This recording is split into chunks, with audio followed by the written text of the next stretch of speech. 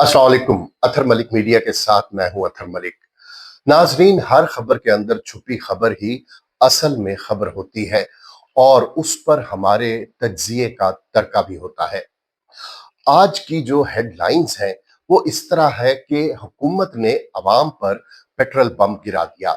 बलूचिस्तान में शाबान ऑपरेशन का आगाज कर दिया गया।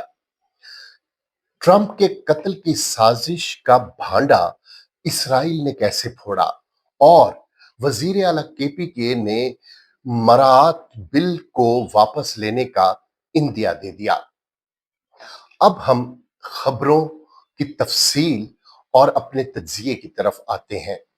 सबसे पहले तो ये है कि आज सुबह जब अवाम जागे हैं, वैसे तो उनके नसीब सोए हुए हैं, लेकिन उनकी आंख खुली है तो उन्हें पता चला है कि उन पर पेट्रोल बम, जो हाइड्रोजन बम से भी ज्यादा लीथल और ज्यादा मोहलिक है, वो गिरा दिया गया।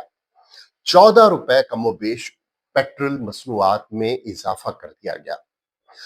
जब आलमी मंडी में पेट्रोल जमीन बोस हुआ था, यानी नोज डाउन हुआ था और मुंह के बल आकर गिरा था, तेल की कीमतें बहुत कम हुई थी, तब हुकूमत ने किसकी बात मानी? अवाम की बजाय उन्होंने तेल कंपनियों के मफादात की तरफ देखा और जो अवाम को फायदा पहुंचाना चाहिए था वो नहीं पहुंचाया। किसी भी सूरत में अवाम बिलकते रह गए कि जब तुम तेल की कीमतों में जंग की वजह से इजाफा होता है तो तुम 150 150 रुपए 155 रुपए बढ़ा देते हो, लेकिन जब जंग के थमने का नाम लेती है, मध्यम होती है, उसमें कोई रोक होती है और तेल की कीमतें कम होती हैं तो तुम सिर्फ 70 74 पर ही गुजारा करते हो, जबकि तुम्हें कम से कम 200 रुपए कम करना चाहिए था। लेकिन लेवी एक और जगह टैक्स है और मैं आपको मुतअद्दिद अपने वीलॉग्स में बता चुका हूं कि लेवी से बड़ा जो टैक्स है, जो जगह टैक्स है, वो कहीं भी नहीं है, पूरी दुनिया में कहीं नहीं है। अब इस जो सारिफ है, उन्होंने कहा है कि जब तेल की कीमतें कम होती हैं तो तुम्हें 14 14 दिन लग जाते हैं तेल की कीमतें कम करने में, लेकिन जब बढ़ती हैं और सिर्फ तुम्हें शुनीद होती है कि बढ़ने जा रही हैं आलमी सतह पर, तो चंद घंटों में ही तुम तेल की कीमतें बढ़ा देते हो। कुछ तो खुदा का खौफ करो। तेल की कीमतें सिर्फ तेल की कीमतें नहीं हैं, ये हर जरूरियात जिंदगी पर असरअंदाज होती है। इसमें जो बिजली का बिल भी शामिल है, गैस का बिल भी शामिल है, इसमें जो आटा है, चीनी है, दाल है, चावल है, कौन सी ऐसी दूध है, कौन सी ऐसी चीज है जिसके दाम नहीं बढ़ते? आप बढ़ाने पर आए तो 200 200 रुपए बढ़ा दें और कम करने पर आए तो क्या वो कहते हैं ना कि यहाँ बीमारी जो है ना वो घोड़े की रफ्तार से आती है, लेकिन जाति मकोड़े की रफ्तार से है। यहाँ तेल की कीमतें घोड़े की रफ्तार से बढ़ती हैं और मकोड़े की रफ्तार से उनमें कमी आती है। जमाते इस्लामी ने कहा कि हम इस पर अवामी एहतजाज करेंगे। जमाते इस्लामी ने अवामी एहतजाज तो किया, बल्कि ये कहना ज्यादा बेहतर है उन्होंने एहतजाज किया, लेकिन वो सिर्फ एहतजाज था, उसमें अवाम नहीं थे। ये प्रॉब्लम है जमाते इस्लामी के साथ। इस्लाम बेशक होगा क्योंकि वो इस्लाम के नाम लेवा है, लेकिन उनके साथ अवाम नहीं है। अगर अवाम निकल आए 2 4 10 लाख, मैं कहता हूं 2 4 10 हजार ही हर शहर में, बड़े शहर में निकल आए तो हुकूमत तेल की कीमतें कम करने पर मजबूर हो जाती है। लेकिन चूंकि अवाम को खुद अपनी परवाह नहीं है तो हुक्मरान क्यों करे? वो तो वैसे ही कट ऑफ है, उनका अवाम से दूर दूर का वास्ता नहीं है, इसलिए अवाम को निकलना होगा। एक मैं बात आपको यहां बता दूं कि ये पूरा मुल्क तेल का समंदर बन चुका है। यहां जो गम है, गुस्सा है, मायूसी है, जो घबराहट है, जो बेचैनी है, वो इतनी बढ़ चुकी है जिसकी कोई हद नहीं। میں نے کہا نا یہ پورا ملک تیل کا سمندر بن چکا ہے، صرف ایک تیلی کی ضرورت ہے۔ اگر خدا نہ خواستہ کہیں سے کوئی ایک تیلی لگ گئی تو پورا یعنی گوادر تک، کشمیر تک، کراچی تک، یہاں اللہ رحم کرے، پھر رہے نام اللہ کا، اللہ ہمیں اس دن سے بچائے۔ ہماری جو سونی دھرتی ہے وہ قدم قدم آباد رہے، شاد رہے، اور یہ اسی صورت میں آباد اور شاد رہ سکتی ہے جب عوام اور ریاست کا رشتہ مضبوط ہو۔ عوام ریاست کے جو کرتا دھرتا ہے، جو حکمران ہے، وہ عوام کو جینے کے قابل چھوڑے تو یہ رشتہ مضبوط ہو۔ بصورت دیگر یہ دن بدن کمزور ہوتا جا رہا ہے، لا تعلق ہوتے جا رہے ہیں لوگ اپنے ملک سے، اپنی ریاست سے۔ وہ وہ کہتے ہیں کہ بندریا کے پاؤں جب جلے تو اس نے بچوں کو اپنے پاؤں کے نیچے دے دیا۔ تو یہاں تو جب بندے کے اپنے پاؤں جلنے لگے، اس نے ریاست کی طرف کہاں دیکھنا ہے؟ چلیں تھوڑے کہے کو بہت سمجھ لیں حکمران۔ اب آتے ہیں بلوچستان میں آپریشن شابان شروع ہو گیا ہے، اور جس وقت یہ میں ویڈیو ریکارڈ کر رہا ہوں اس وقت تازہ ترین اطلاعات جو میرے پاس آئی ہیں ذرائع کے مطابق 102 خارجی ہلاک ہو چکے ہیں، جہنم واصل ہو چکے ہیں، انہیں واصل جہنم کر دیا گیا ہے۔ اور پاک افواج کا یہ کہنا ہے، سیکیورٹی اداروں کا یہ کہنا ہے کہ آخری خوارج تک یہ آپریشن شابان جاری رہے گا۔ اسے کہتے ہیں تنگ آمد بجنگ آمد۔ اور اس کا پس منظر میں نے کل کی ویڈیو میں آپ کو بتایا تھا کہ جب 4 دن میں 42 جو شہری جن میں پولیس اہلکار وہ شہید ہوئے، تو اس کے بعد ملک کی اور ملکی جو ریاستی ادارے ہیں ان کی بس ہو گئی، اور اس کے بعد وزیر اعظم پاکستان اور فیلڈ مارشل سید عاصم منیر وہ گئے اور انہوں نے ایسے فیصلے کیے جن پر عمل درآمد ہونا شروع ہو گیا ہے۔ صد شکر کہ اس پر عمل درآمد شروع ہو گیا ہے۔ اب اس آپریشن کو منطقی انجام تک پہنچانے سے پہلے روکنا حرام ہے۔ کوئی سوچے بھی نہ کہ اب اسے روک کے اندر گھس کے ہر خارجی کو جہنم واصل کرنا چاہیے، ان کے اوپر جہنم انڈیل دے۔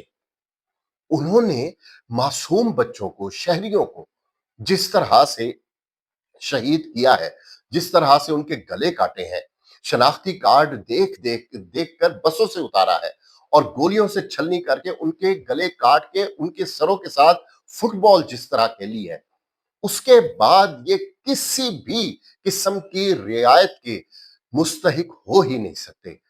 جہنم ہی ان کا آخری ٹھکانہ ہے۔ اور اس بار چور کو نہیں، چوروں کی ماں کو مارو، ان کے مالی سہولت کاروں کو مارو، اور ان کے ہر قسم کے سہولت کار، ان میں مالی دہشت گرد بھی ہیں، ان کو بھی جہنم واصل کرو۔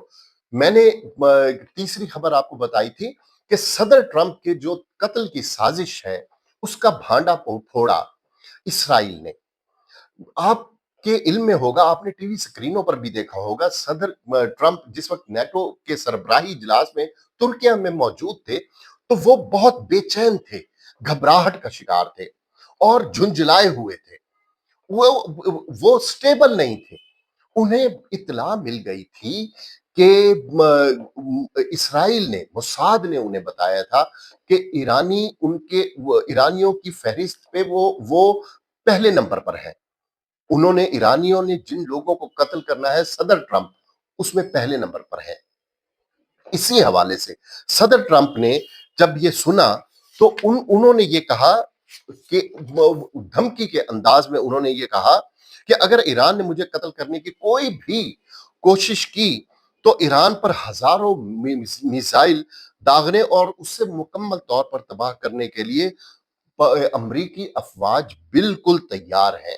میں نے امریکی افواج کو آرڈر دے دیا ہے کہ اگر مجھے کچھ ہوا تو ایران کو सफ़े हस्ती से मिटा दें। बड़े बड़े नमरूदों ने, शदादों ने, बड़े बड़े फिरौनों ने ये दावे किए, लेकिन नहीं, जहां अल्लाह और उसके रसूल के नाम लेवा हो, वो इस तरह सफ़े हस्ती से नहीं मिटते। अब फिर आते हैं, ये बात जो मैंने आपको बताई है कि सदर ट्रंप को तुर्किया में ही अपने कत्ल की साजिश का इल्म हुआ, तो उन्होंने जब तुर्किया से जाने लगे, तो उन्होंने वो तैयारा, उस तैयारे में सफर नहीं किया जिसमें जो उन्हें कतर ने गिफ्ट दिया था, और जिसके बाथ टब भी, जो टॉयलेट का सामान भी सोने का बना हुआ है। उनके लिए सदर ट्रंप को तैयारा गिफ्ट करना ऐसे ही था जैसे चवन्नी अठन्नी दे देते हैं। आप ये वो कहते हैं कि वहाँ उनकी इमारतों में, कतर में इतने डॉलर हैं, इतना सोना है कि उनके गोदाम, उनके कमरे वो सारे भरे हुए हैं। अच्छा, अब सदर ट्रंप ने कतर के तैयारे में वो आए तो सही तुर्किया, लेकिन यहाँ से गए नहीं क्योंकि उन्हें इत्तला मिल गई थी कि उन्हें कत्ल कर दिया जाएगा। तब उन्होंने अपने पुराने तैयारे जो 1990 में कमोबेश दिया गया था किसी भी अमरीकी सदर को, उसमें ही सफर करना मुनासिब समझा। उन्हें यह भी बताया गया था कि जब ये तैयारा तैयार हो रहा था, तो इसमें कुछ मुसलमान इंजीनियर्स भी थे, टेक्नोलॉजिस्ट भी थे, जो इसकी तैयारी में काम कर रहे थे। तो ये इसमें गालिब इम्कान यही है कि तैयारे के ज़रिए आपको कत्ल कर दिया जाएगा। तब उन्होंने इंग्लैंड की तरफ अपना ये तैयारा भेजा ताकि इसका मुकम्मल मुआयना हो जाए। अब एक बात है कि पूरा 1 हफ्ता जो शहीद आयतुल्लाह अली खामेनाई, जो सुप्रीम लीडर थे, उनके जनाजे में जितने सर थे, उतने सुर्ख झंडे थे। सुर्ख झंडे का क्या मतलब है? हम इंतकाम लेंगे, हम अपने सुप्रीम लीडर का इंतकाम लेंगे। वो उनके लिए सुप्रीम लीडर नहीं, वो उनके सरपरस्त थे, वो उनके बाप थे। उनको उनको कत्ल किया है सदर ट्रंप एंड कंपनी ने। अब जब उनको दफन कर दिया गया है इमाम रजा के अहाते में, उनके मजार के अहाते में, सहन में, अब जाकर जो सुप्रीम लीडर है मौजूदा, मुज्तबा अली खामनाई, जो अपने वालिद के बाद जिन्होंने ये सीट संभाली है, उन्होंने कहा है कि हम कातलों को नहीं छोड़ेंगे, हम मौजूद रहें ना रहें, हम इनके कातलों को नहीं छोड़ेंगे, क्योंकि ईरानी अवाम का भी ये मुतालबा है। इस सारे सिनेरियो में ये मैं आपको बता दूं कि जिस तरह से अमेरिका और इसराइल ने चुन चुन कर जो लीडर शहीद किए हैं, उनकी आप ये देखें कि उनके सदर, उनकी सियासी क़यादत, उनकी दिफाई क़यादत, उनके इंटेलिजेंस के जितने भी लोग थे, सरकर्दा जो शख्सियात थी, जो कदावर थी, जो लीडर थे, उनको शहीद किया। और यहाँ तो अंत हो गया ना कि सुप्रीम लीडर को उनके पूरे खानदान के समेत बमा 6 माह की नवासी समेत शहीद किया गया। तो ईरानी बदला लिए बगैर चैन से नहीं बैठेंगे। लेकिन हम यही दुआ करते हैं कि अल्लाह करे इस खित्ते को चैन, सुकून, आराम आए, और ये फिर ईरान अपने पाँव पर खड़ा हो, अपने पाँव पर खड़ा हो के वो फिर चाहे जिसका भी बदला लेना चाहे ले। अब आखिरी खबर की तरफ हम आते हैं। कल की वीडियो में आपको बताया था कि केपीके में अराकीन असेंबली ने एक बिल पास किया जिसमें ब्लू पासपोर्ट दिया गया है। सरकारी रिहाइश गाहों पर मुफ्त कयाम, टोल टैक्स से इस्तिस्ना, और पता नहीं क्या क्या असलहा लाइसेंस मुफ्त देना, और पता नहीं कितने जो असलहे के लाइसेंस हैं वो देने का एहतमाम किया गया था उस बिल में। लेकिन शुक्र अल्हम्दुलिल्लाह कि सोशल मीडिया पर इतनी धूल उड़ी, इतनी इनकी बैशिंग हुई, और इतना इन्हें लान तान की गई कि उसके बाद बैरिस्टर गौहर और केपी के वजीर आला ने ये ऐलान किया कि हम ये बिल वापस लेंगे। गालिब ने कहा था कि मेरे कत्ल के बाद उसने जफा से तौबा, हाय उस जूद पशेमा का पशेमा होना। यही काम अगर आप पहले कर लेते तो क्या ये अच्छा ना होता? लेकिन क्या कहते हैं कि देर आयत दुरुस्त आयत। चलो सुबह का भूला शाम को घर वापस आ जाए तो उसे भूला नहीं कहते, उसे कहते हैं कि लगे रहो मुन्ना भाई। हाँ, अपने लीडर का, अपने बानी का ये नारा ना भूलना कि दो नहीं, एक पाकिस्तान। या आपके बानी जो इस वक्त अडियाला जेल उनका पता है, वो ये बार बार रियासत मदीना का जिक्र करते थे, और रियासत मदीना में ऐसे किसी बिल की कोई गुंजाइश नहीं जिसमें इंसानों को मुख्तलिफ दर्जात में तकसीम कर दिया जाए। एक अशराफिया हो और दूसरी अजलाफ हो, अशराफ एक तरफ हो, अजलाफ दूसरी तरफ हो। हमारे यहाँ तो अशराफिया भी बदमाशिया है। बदमाश वो होता है जिसका मुआश पद हो। और जब इन्होंने ये बिल पास किया है तो इन इन अराकीन ने मोहर तस्दीक सब कर दी थी कि हाँ, हमारा मुआश बद है। अल्लाह हम सब का हामी और नासिर हो।